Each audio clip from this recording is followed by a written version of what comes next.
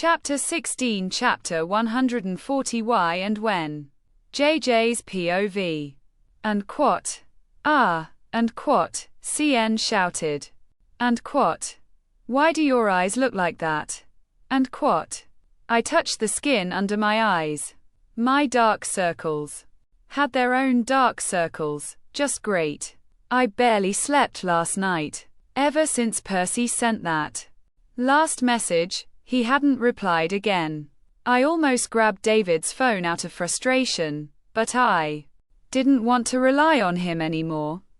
Instead, I dragged myself home, exhausted and upset. I didn't even get to give CN his food. He was already asleep when I arrived. And quat. I didn't get much sleep, and quat, I muttered, heading straight to the bathroom. I really hadn't slept. I tried everything, counting sheep, goats, horses, frogs, buffaloes, even dogs, but nothing worked. My mind kept circling around that message. Why did Percy say that? Was it a mistake? But that seemed unlikely. He mentioned Yuri and the ring. Did he not know about the engagement? But then, how did he find out? Ah, there it was again, the headache. I quickly washed up, brushed my teeth, and tied my hair into a bun. When I stepped out of the bathroom, I noticed Cyan searching for something, flipping over the mattress on the floor. And quat. What are you looking for? And quat. I asked. And quat. The thing that rings, and quat. As soon as he said that, my eyes widened. My phone. I frantically searched my bed, but it was nowhere to be found. Then, my eyes landed on the trash can. Crap. I actually threw my phone away last night in frustration. In my emotional state, I had decided it was useless and chucked it in the bin. I fished it out immediately and checked the caller ID. King Ulapong calling. I glanced at CN before answering. And quat. Hello, and quat, I said hesitantly. And quat. Kindly explain why you've been answering my phone calls and text messages, and quat. His authoritative tone made me gulp. And quat. Huh? W what? W because. A, and quat, I stammered, rubbing the back of my neck. He had called me last night too, but I had been too preoccupied crying to answer. And quat. TS's, and quat. I froze. Somehow, hearing that simple made my heart ache. I missed it, though I didn't want to admit it. And quat. Are you going grocery shopping with Eamon? And quat. Oh, right. I glanced at the clock. Thankfully, it was still early. And quat. Oh. Yeah, I'll be there. Why? And quat. And quat. See you later. And quat. He ended the call abruptly. How rude. I sighed, trying to shake off the irritation, and turned to CN. I was about to remind him about our grocery trip, but he was staring at his phone with an unusually serious expression. And quat. Hey, what's wrong? And quat. I asked. And quat. I can't go with you. And quat. He replied. And quat. And quat. And quat. I have to meet Raki, sister, and quat.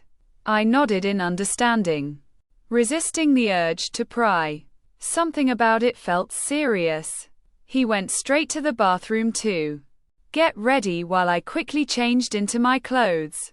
When he came out, I called him for breakfast.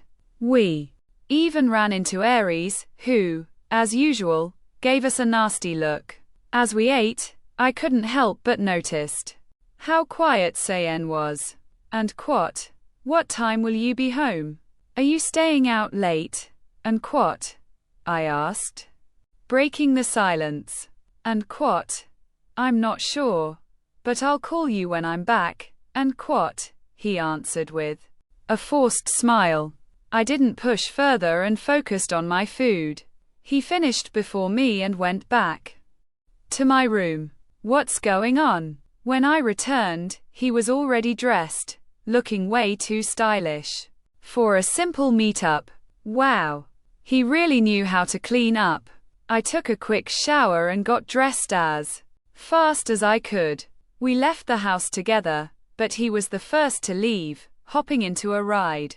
I was left waiting on the street corner, hoping for a pickup. While I stood there, I noticed a group of men smoking at the other end of the street. Here we go again.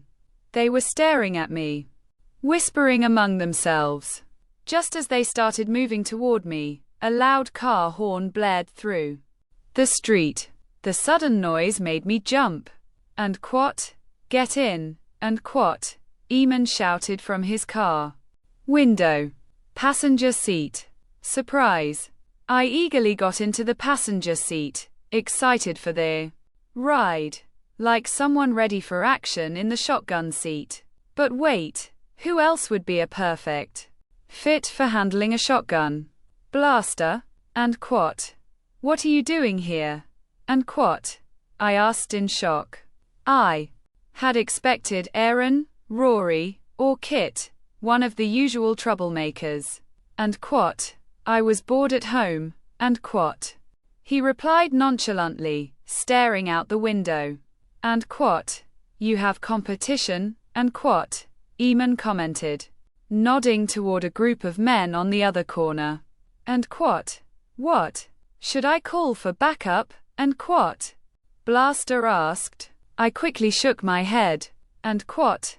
No. They haven't done anything to me. And quat? Starting a fight first thing in the morning? Not necessary. They seemed harmless, at least for now.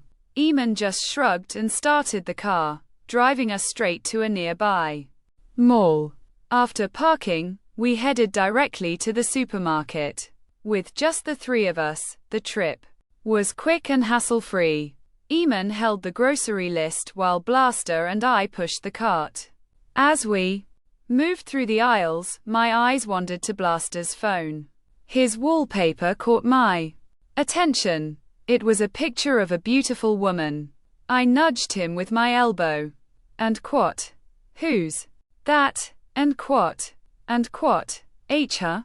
Oh, she's my best friend. And quat? He stammered. His best friend.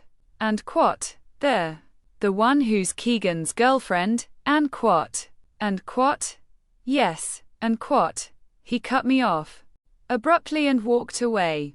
Ah, so that's why Keegan is so protective. Best friend? Yeah, right. We continued shopping, finishing quickly since Eamon only grabbed the essentials, unlike the chaotic trips we had with others, where everything turned into a battlefield. While picking snacks, I stopped in front of a jar of lollipops. Lollipop, lollipop, silly, silly, lollipop.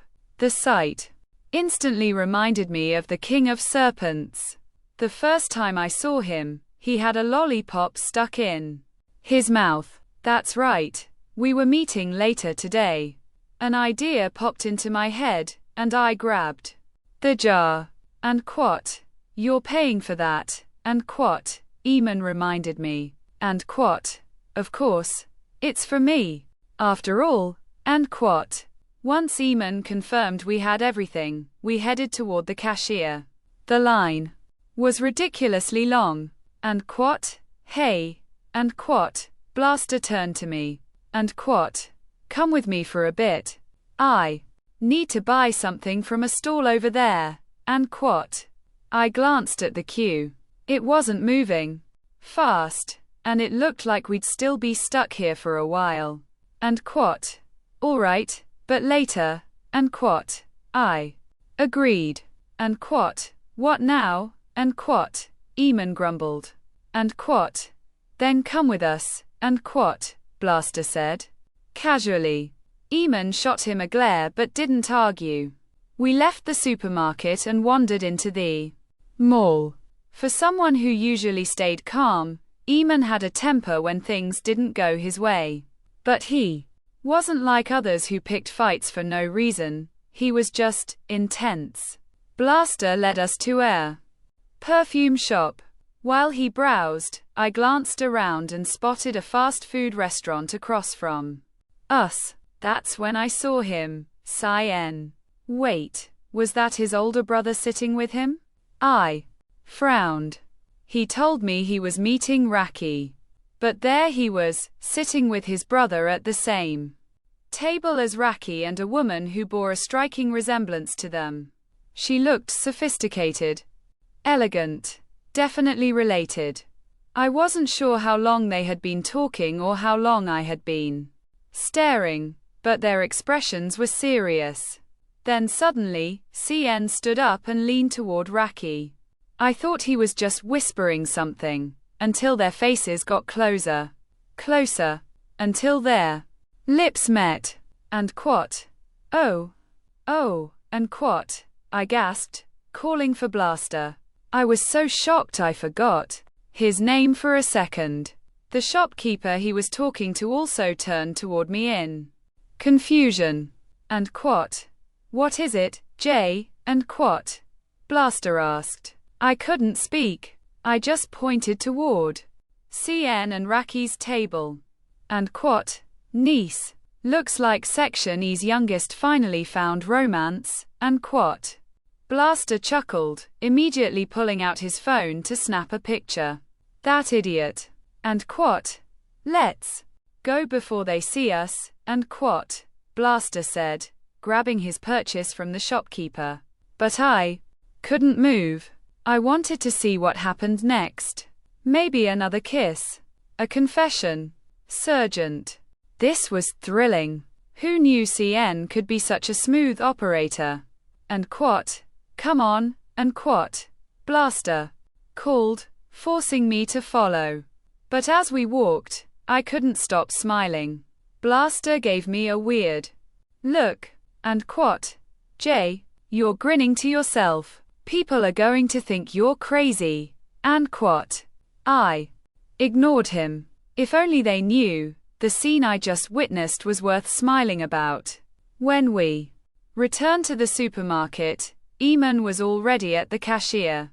We hurried toward him. And what? Eamon. And what?